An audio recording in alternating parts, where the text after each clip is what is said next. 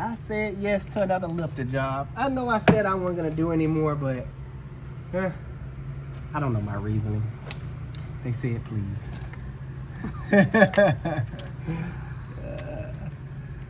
So removing the intake. The lifter at question, I do believe it's the number 2 cylinder, which is this one right here. The lifter is not fully opening the valve. So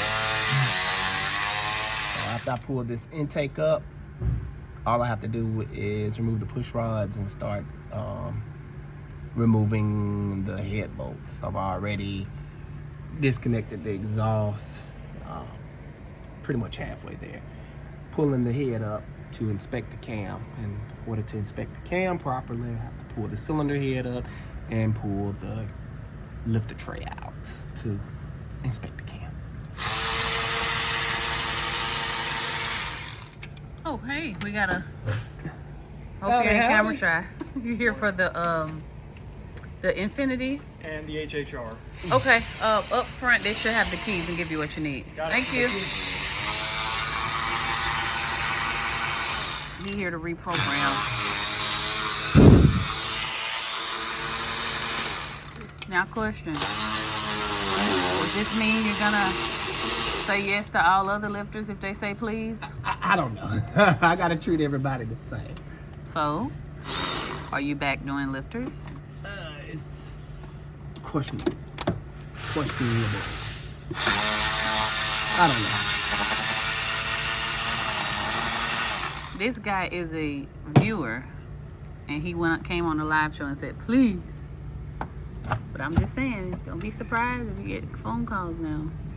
It seems like I'm the only one that can do them properly. Everybody else, they be playing games with these folks out here. They be like, yeah, I just had the lifters done, and it's doing something weird now, or I don't know, doing crazy stuff because they done did the job, or didn't know what they were doing. Just playing around with these folks, really.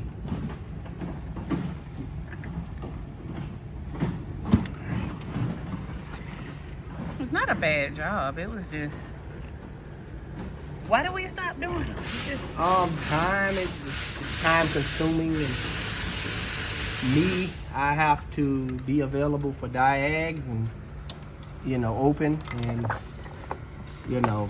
I don't know, just time. It's time consuming. Manpower issues, things like that. But if those issues didn't exist, do you enjoy doing the job? Yeah, I definitely enjoy doing the job. Definitely. I like doing them.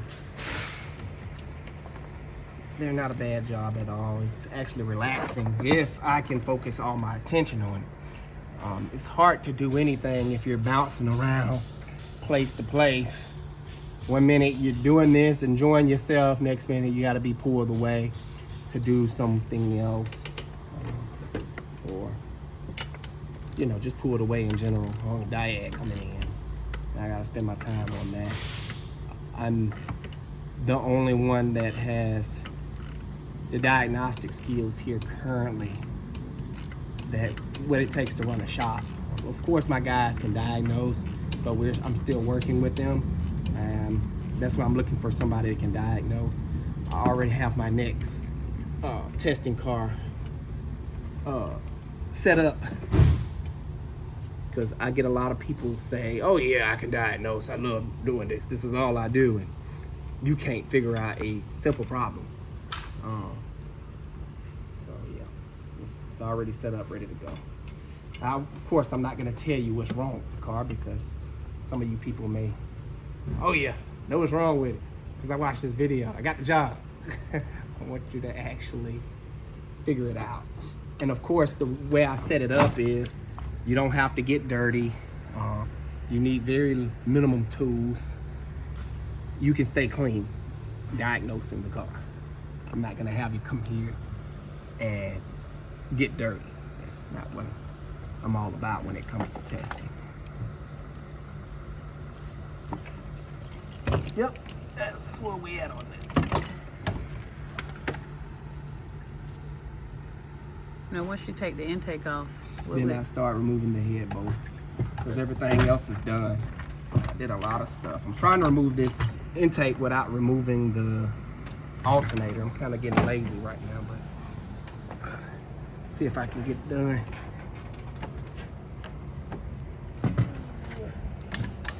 Still connected. Yeah, I didn't pull the injector off of that one. Okay, that was the problem, boy. Missed an injector. Then it's another wire back here, back of the, should be back of the intake. That I'm gonna try to pull it out so I can get to it.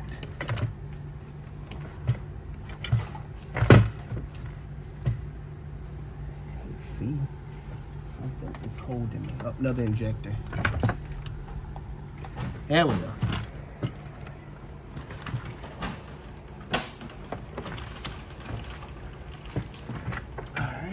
Get to the last wire that's holding it in. My wrist still, my arm been hurting, so I don't have full mobility. It hurts when I move my arm. Like, been very sore. Well, this one is almost better, but I've been very sore up in this area right here. So it hurts for me to do certain things. Tear my body apart. Now I don't know what that is. I don't know what that's all about. I think it's from lifting up that door. That door is a booger bear. What door? My shop bay door. Oh, it jams up. one. So every time I open it, you know, it's like it's like working out. Like, I don't know. Not everybody can open that door. I can't. Something wrong with that door. Can you open that door, Deshaun? See? Can CJ open it? So I'm the only one that can open that door. And I think I done messed up my arm opening the door. Because I open it every day. It's like, I don't know, it's got some weight behind it. I just want you to know I'm fighting the urge to say, open the door. Yeah. Open the door. So yeah, I done messed up my arm doing that. How's your foot? I think, cause. How's your foot? Oh, my foot's better. I mean, it's not giving any issues right now. Like, my ankle. Yeah, that. Well, I'm gonna let you get in the groove. We'll check back in with you. Yeah, I'm fighting with this last part. Move it out a little bit more. It's an intake flap, an internal intake flap. A little actuator that's on the back. And right now I'm fighting with the plastic security clip. I hate those things. Ah, there we go. You got it. Yeah. Now I'm ready to lift up out of there and I'll show you what I was fighting with. Oh, I'm still stuck on something. Map sensor. All right. Ouch. Man, this intake dirty.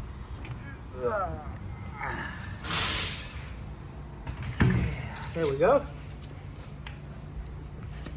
Let's fight with this. All right. So what's next? Head? Yup. Okay. So pull these push rods out and remove the head. I'm doing this head first because that's where the problem is. I'm still in the diagnostic phase of this because I don't know what to fully charge the customer because I don't know if it needs a cam or not. If it needs a cam, then I have to go through more stuff to do the job. And the job would entail me taking off the front timing cover and dropping the oil pan. This is not 4x4, so dropping the oil pan won't be won't be bad on this one. 4x4, dropping the oil pan is a nightmare.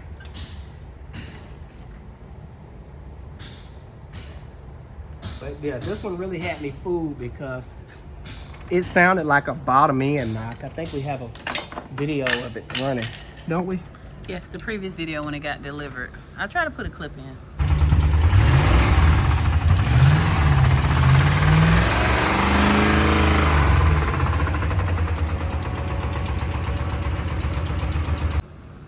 Oh yeah, it's like tuck, tuck, tuck, tuck, tuck, tuck, tuck. Sound like bottom end, but like I told the customer, I won't know anything until I get it pulled in and get the valve cover tore down and check the operation of the valve train. And when I did get the valve cover tore down, I discovered that one of the valves wasn't opening, and that's where the noise was coming from. So, don't need an engine, just need lifters. Somebody said he needed an engine. I don't know who he's been talking with.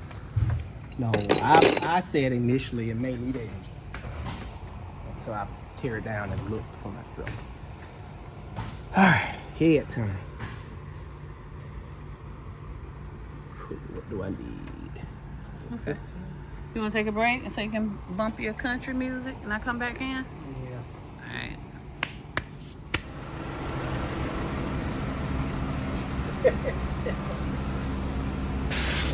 All right, you go. Get back up. All right. Oh no, I gotta put the valve cap back on. What I got in my hand? All right, y'all, just in time to pull the lifter tray out together. I was gonna get a vacuum cleaner and suck the coolant out. Oh my God. No, this is she told us. She's on the street takeover. In this? Yeah. No, ma'am. She was getting away from the police. Like, She run from the police in that. I guess she's a spectator, I'm assuming. And her leaving the street takeover in that doesn't draw much attention. So that's what I'm assuming she's talking about. Yeah, I thought it was funny myself. Alright, let's pull this. I'll wait for that finish. In the meantime, vacuum everything up.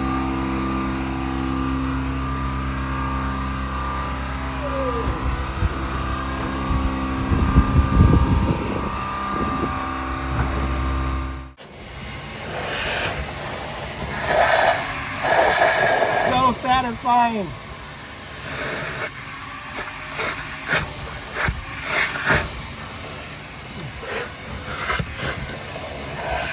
All right.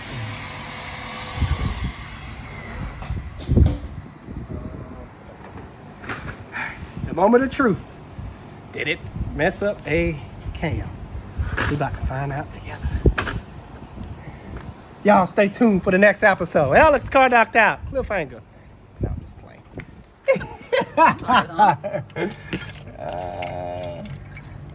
Let's see, will they all come out together? Nope, we dropped it in there. All right, of course these look good.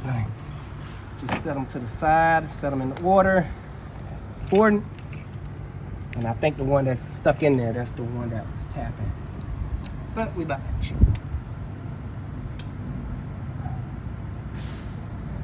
Yep, it scored the cam.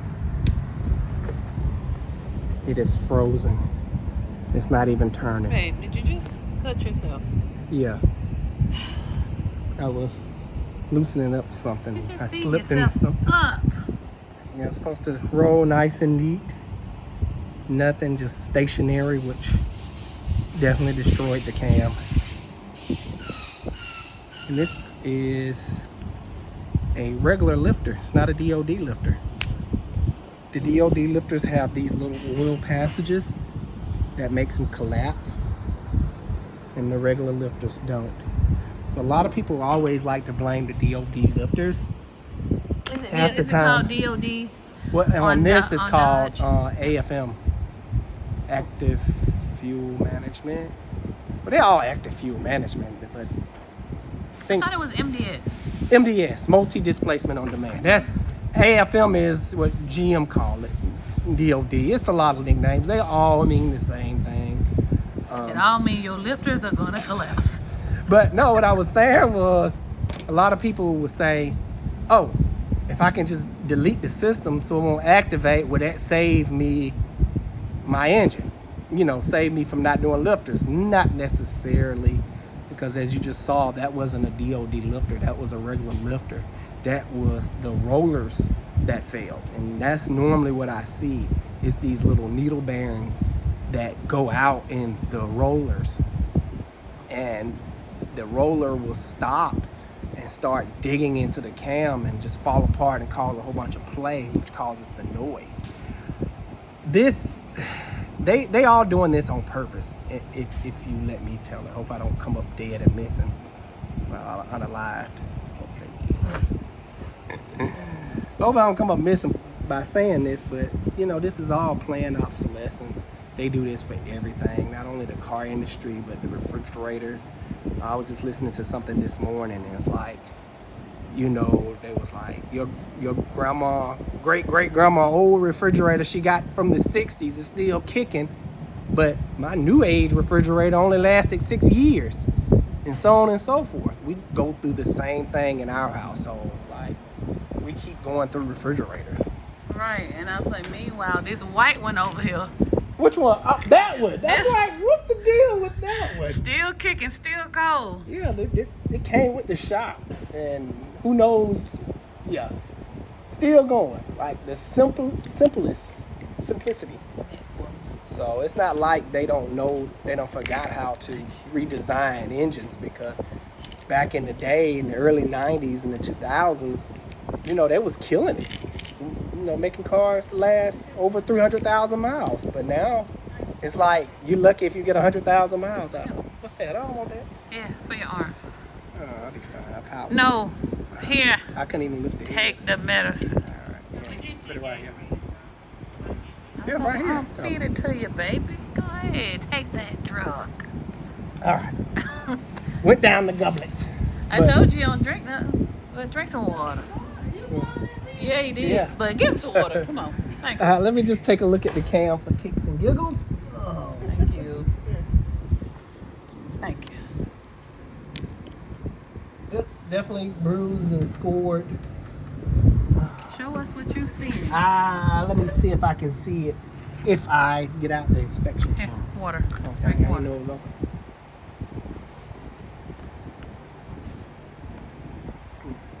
Too cold. Room temp water. Here's the top. Just sit it out. It'll warm up. Put it on your cart. I'm gonna drink it. I'm not trying to join the rest of the crew sending out bottles of water everywhere and don't know which one is which. I just threw away one on my cart this morning. I know who it is. I ain't gonna put them on blast. I already know who it is.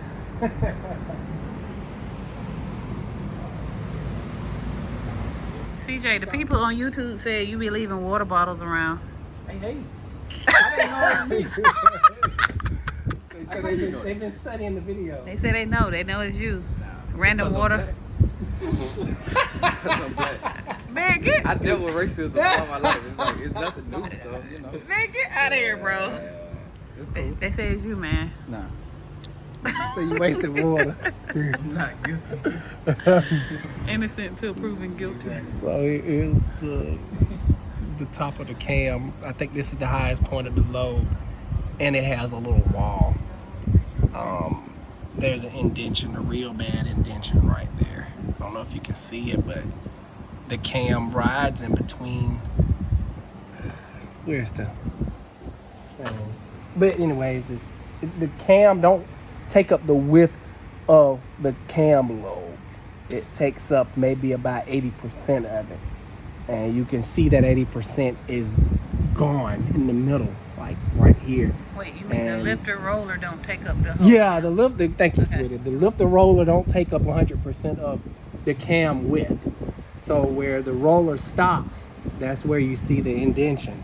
Let me see, can I get it better? You can see the little walls right there.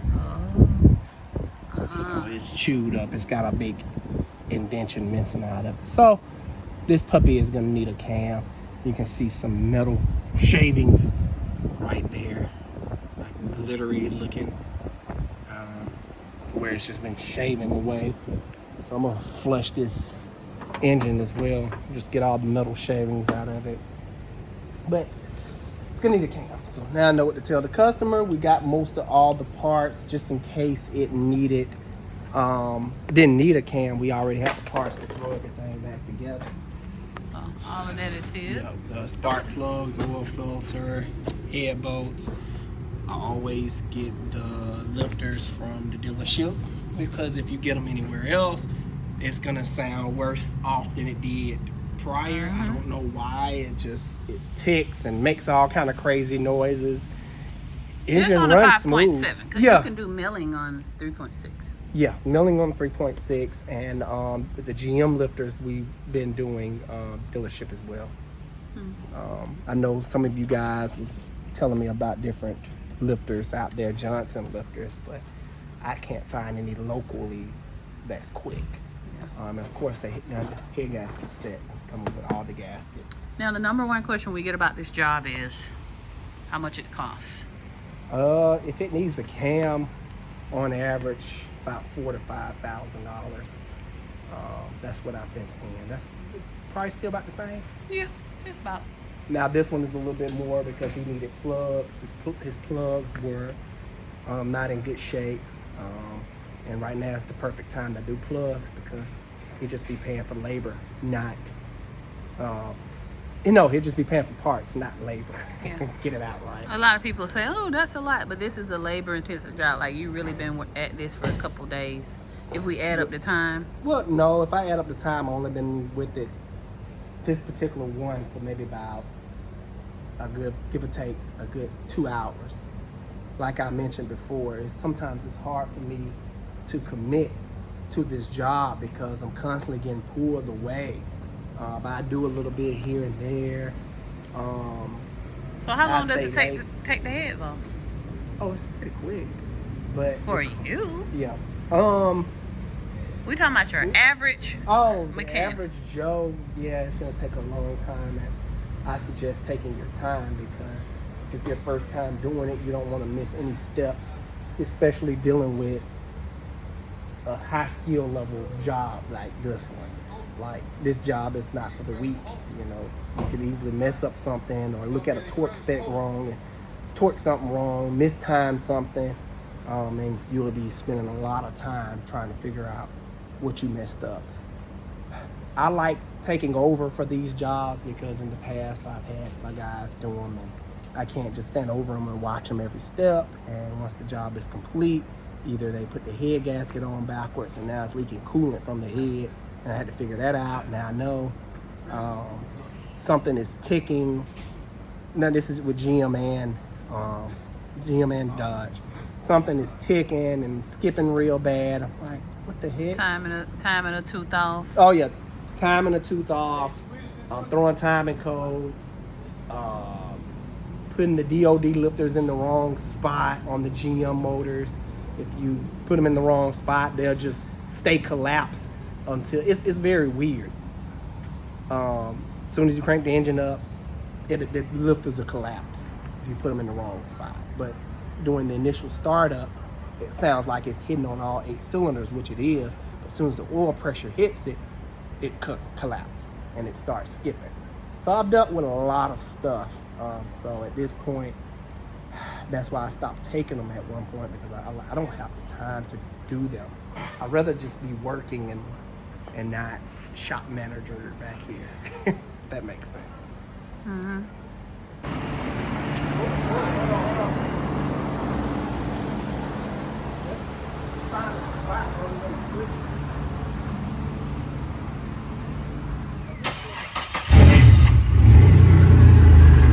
Hold up. So y'all were doing that pushing for nothing? Wow. Look like it's rolling.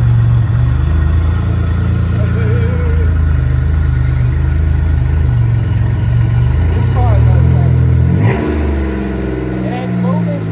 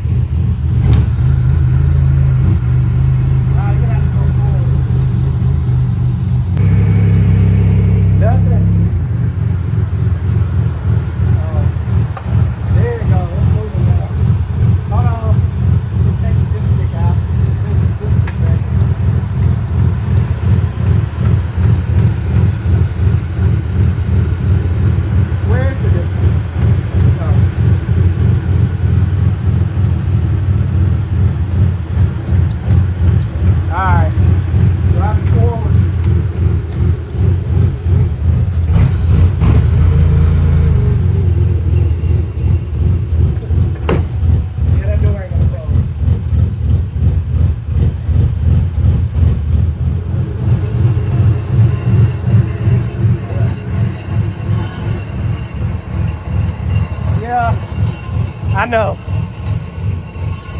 Sometimes you shouldn't beat a dead horse.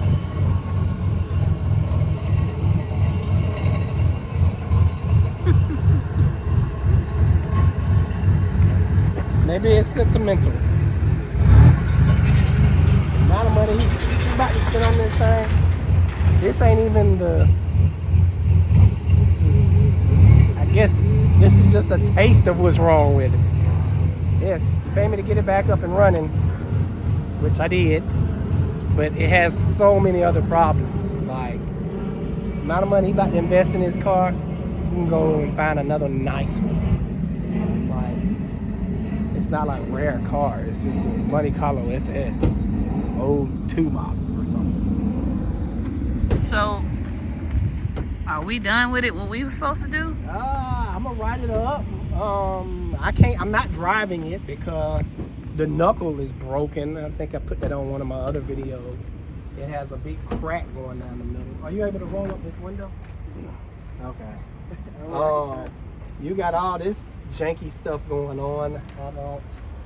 I don't know. It's gonna need an electrical diag. You have broken vacuum tees and blocked off brake booster hose.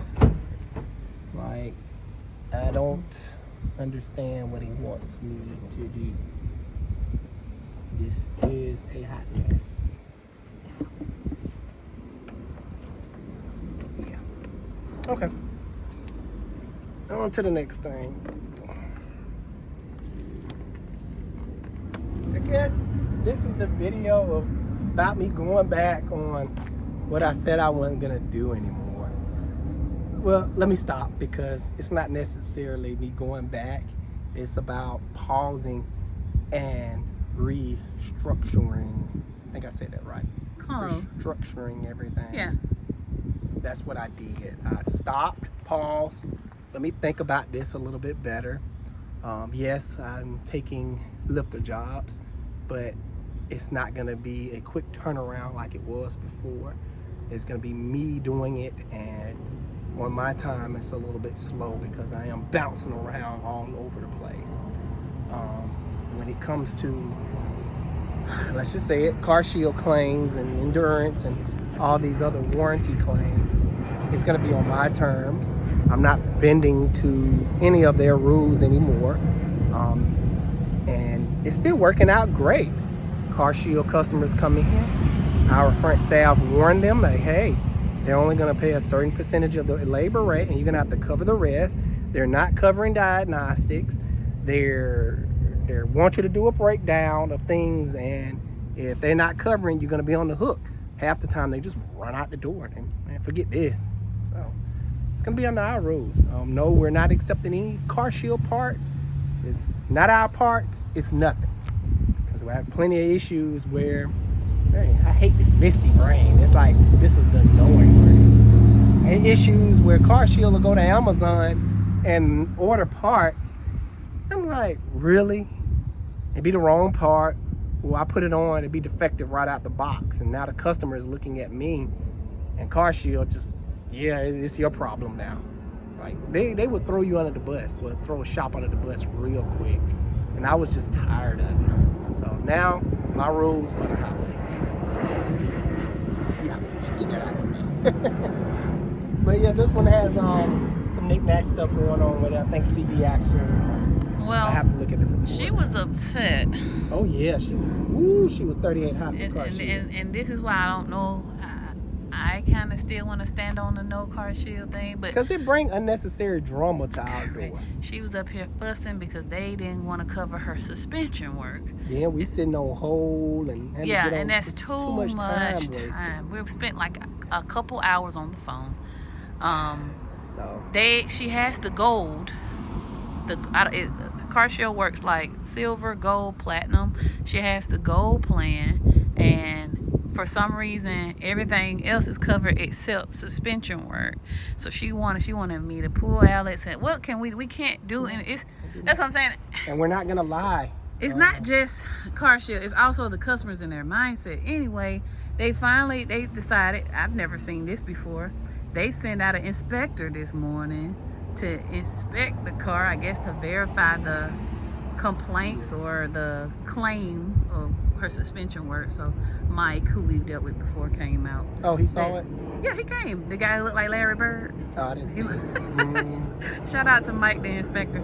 Came out here and checked it out. So then that report, he said, may take up to 48 hours, and it's too much. I still may not take them because the customers, they like my wife said, they have this mindset that their car is 100% covered and they shouldn't have to come out of pocket. And now they up here yelling and screaming in my lobby, not at us, but on the phone with Car Shield. And I have a new customer coming in. First impression is everything. They look like, I don't think I want to come here. That lady is really upset. Alex, the car doctor, did something to her, and it's the opposite. I didn't do nothing to her. She's here because I do a great job, but she want to use her car warranty stuff. So. Speaking of, let me peel this Car Shield sticker off the window. And film, and I just noticed it's up here. Let's go ahead. Funny. We're done there.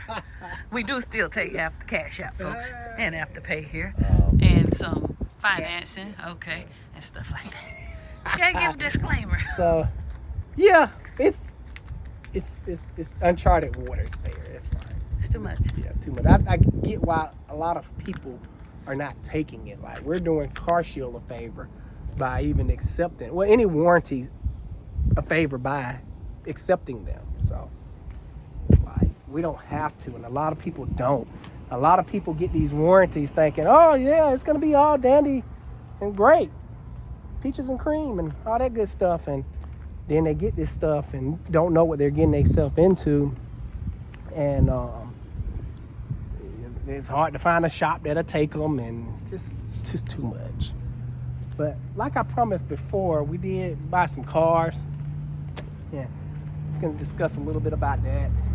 I left you guys hanging. So we are trying to get back, ramp our car game back up, because a lot of people want to come here and buy cars from us. And I don't blame them, because I'm gonna do them good. This car, I think, won it for $600, run and drive. Got a little knick-knack stuff going on with it, like AC. I need to replace the condenser. I think that's it. I gotta replace something else. A little knick-knack stuff. Didn't you say this one was a victim of bad mechanicking too, or no? Maybe I got them confused. Yes, it was. Yes, it was. I forgot. I forgot about that. Let me pop the hood. Now, the reason I bought this car is because of the engine. These engines are very good. This has the 3.5 liter V6, and I'm trying to remember when it first got here, it had some coolant issues. Like, it'll just overheat. It start bubbling out the reservoir, and it just looked like it had a blown head gasket. It was giving blown head gasket symptoms. Now, what I had to do was, I'm trying to think, bear with me, because I fixed it. But how did I fix it? Did I tell you how I fixed it? Tell me. Uh-huh. I ain't gonna lie, you probably did, but I probably tuned it out. As long as it was fixed. Huh? It wasn't a thermostat. I remember. Bad mechanicking, yes. So, I noticed, I was like, the temperature hand ain't really reading. And when it does read, it just go up a little bit. So I'm like, this don't seem right, because when I touch the upper hose, it feels very hot. So I get out my temp gun that y'all done seen me use in the past. A little nice gun. And I take a temp sample. I'm like, that's 200 degrees. Right by the temp sensor. Okay, temp sensor should be reporting the same, around the same. So I'm like, I know what this is, bad temp sensor. So along with that, the temp sensor tells the computer when to turn on the fans when the temperature gets to a certain amount, maybe 220, whenever the fans kick on. So at a standstill, the fans weren't cutting on, and the car would just start bubbling out the reservoir and start overheating. I guess they couldn't figure it out.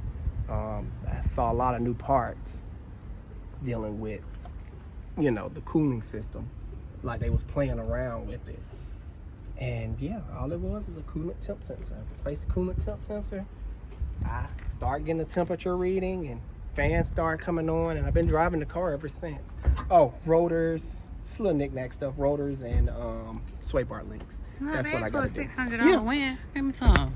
I wanted this one because of the engine. These engines are known for their reliability. Do Chrysler have quirky electrical issues sometimes? Yes. But this one has low mileage and everything seems fine as of right now, and that's the only thing I have to go off of. Can't predict the future when it comes to cars. We always tell people that. We can only test. If everything good, we sell them. If everything not good, we scrap them or run them back through the auction. That's our process. What else we bought? My wife actually bought this one. How much you pay for this one? $600. I thought it was $700. Nah, boo. $600. Now, I don't know. I feel like Somebody's watching me. and I have no privacy. I mean, I had to jump in there. You just messed me up. I'm sorry. You feel like Dang, what if? Oh, I feel like us buying these $600 run and drive cars has made you. very lazy. I wasn't gonna say that. Absolutely. I'm gonna say it for you, man. I am spoiled. Like before in the past, like we had a veteran car salesman tell us this. He'd been in the car sale business a very long time, and we was talking to him and telling him how we do things. And he looked at us, looked at my wife. I wasn't around for the conversation, and said, "Y'all doing too much." It's like, what you mean? Y'all doing too much. So we used to buy nothing but broken cars, need head gaskets, engines, stuff like that, really cheap, for around the same price we're buying running cars for. And I go in, refurbish the whole car, and then sell it cheap on top of that. So I recently did the math. I was like, okay, babe, let's say we bought $1,000 car, and we looked up the blue book and everything. The car is worth $3,000. Yeah, No, money. be like we're 4 or 5. Okay, well, I'm just saying an example. We went that. To keep it simple. Okay. Keep it simple. $1,000 car. We dump, let's say, another $1,000 of parts into it. Now we $2,000 in. Well, those parts may include an engine. I wasn't accounting my labor. That, labor for engines can range anywhere from $500 on up to $2,000 labor, depending on what car you're dealing with. And let's keep things simple for labor. Let's say $500 labor for doing that. Now I'm, $2,500 in? I wasn't keeping up. $1,000 for car, $1,000 for parts. Let's say $500 for labor. That's $25. The car is worth $3. That's all I can get out of that particular car. I'm only making $500 profit. But was we really making money? No. No, we wasn't. Versus now, we're buying these cars, running and driving. They need a little knick-knack stuff, AC condenser, little quick stuff that only take $200 labor, and now we're profiting even more. But this is a 07-ish Mazda. What is this? A 3? 6. Mazda 6. Very underrated car, I may say. Like the cars that I see in my shop is never these. Mazda's really been on it for a very long time. Very nice looking car. Just need to be cleaned up a little bit. Got a nice aftermarket radio. It has the 2.3 liter 4-cylinder engine, which is reliable as heck, all outdoors. Never have any issues. I think Ford had this particular model back when Ford had the car. I don't know who owns Mazda now. I think it's back in Japanese hands. Is it? I believe so. Amazing.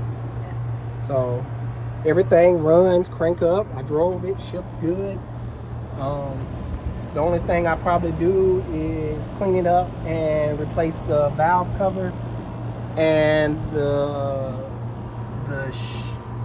solenoid, the intake flap solenoid. I'm just throwing a code for that, so I gotta run it one thing at a time. I'm on that one now, so if I get that one up and running, I jump in this one and drive it real good. Well, speaking of that, I'm gonna pause this video because somebody just messaged you about that Mercedes, so Okay. I'm sure you want to answer that. Oh yeah, gotta sell it, gotta go. Good prices. So this is what I'm talking about, where the reason we stopped doing certain things. This is actually a comeback. Y'all seen this video kind of in the making, where I was like, I made this comment like, the season of my life is watching my back, covering my A. And this is the perfect example. Like, I would do engines, but I only would supply reman engines, which has great warranty parts wise and labor warranty. Y'all take care. Bye, little baby. Oh no, you're fine. So, got this one all put back together, purred like a kitten. Doing the process while the engine was out, I was like, you need to do the timing chain. We recommend you doing it. Customer denied it. Fast forward, customer get the car, drives it. It comes back. Now the new complaint is car randomly shuts off. I'm assuming it shut off because what the daughter told me in person was the car don't shut off, but the AC stops working and I have no throttle response and all the lights come on. I'm like, and she was like, she have to turn it off and turn it back on and it cranks up and run fine. I'm like, sounds like the car shut off to me, but she's a young girl, so I don't expect her to know, but I'm just gonna chuck it up to car is cutting off randomly. And there was no oil in the vehicle prior to it leaving. They had to add some oil to it. Got it back, checked everything out. The car now has timing codes. Something dealing with the timing. Should have went with the timing chain, my brother. I hate when people don't listen to me.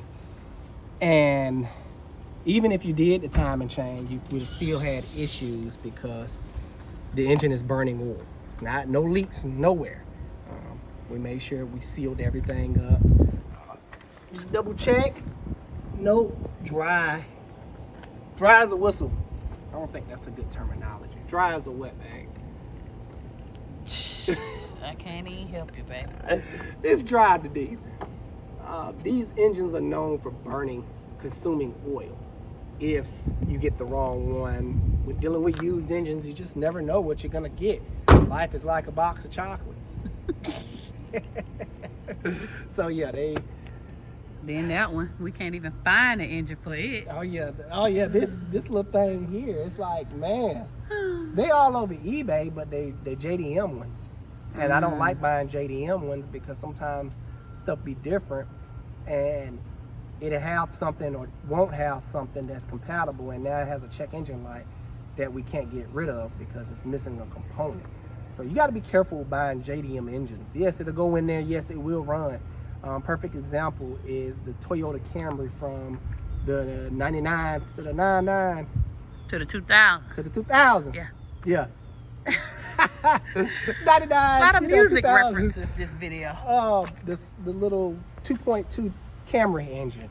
When those used to go out in the past, a lot of people used to come to me with JDM engines. Well, the JDM engine didn't have an EGR valve, and I put it in, and now they have an EGR code. I mean, they didn't have no EGR port, because in Japan, they don't need EGR valves. They don't care about that. So yeah, they start running into issues. I don't trust it. You back pull this one in. So, yeah, we're kind of stuck on that. Toyota Scion, for the people that didn't know. What is it, lunchtime, Twitter? Yes, it is. We can go ahead and wrap it up. Well, good people don't want to wrap it up, but I mean, do you have something to do later? probably not. Probably do. You never know when it comes to Alex Contact. I'm just gonna wrap it up. If something to get missed, I'll make sure I update you good people. As always, I love you. Until next time, Alex Cardock out. See you guys on the next.